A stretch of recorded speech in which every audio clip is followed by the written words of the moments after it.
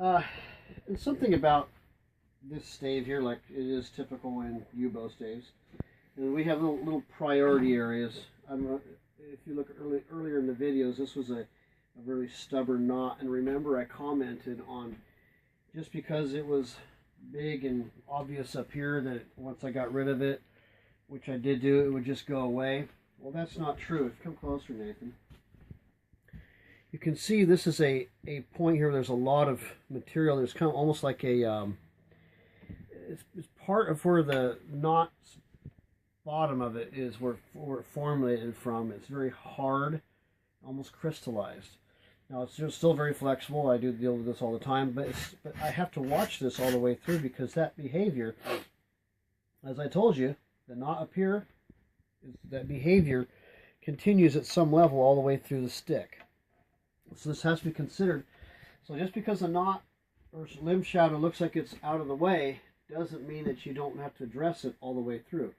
And yes, this will bend just fine. It'll be, believe me, many bows down the road. And this, it's just a matter of making sure that material in front of it, material in front and behind it, on either point, is not in conflict. That way, this has.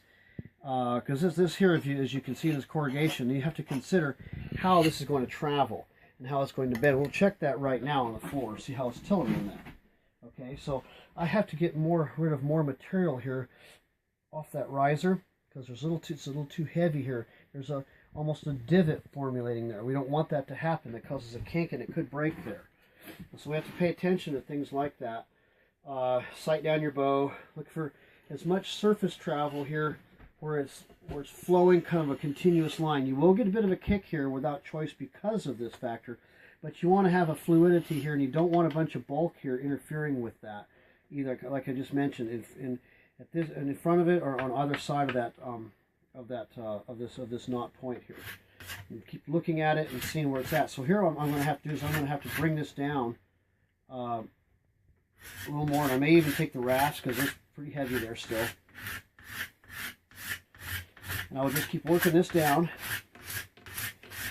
I'm just using this to give you insight if you decide to try to make a U-bow, or if you wanted to know how this would. Well, let's say you see this, you want to know how we would get something like this to actually bend and not have influence on its influence on the limb bending properly. This is the beauty of working with U wood. U is very malleable in this way. However, the problem with U is between you, the bow maker, and you, the wood, is the relationship you develop, understanding the rules you have to follow with it. It's a very lovely wood to peel. It's a very nice feeling to mill off. But paying attention to and being aware of all your priority points and address those. Take a look at that limb that has this issue. This is going to be the limb that determines this entire bow. If I fail here, this entire bow is failed. So that's what I have to focus on here right now. We're right around the corner from putting this in the pillar post, and I'm going to continue doing exactly what you see me doing right here. And hopefully in a few minutes we'll be testing this for limb action. All right, we'll be back with you guys soon.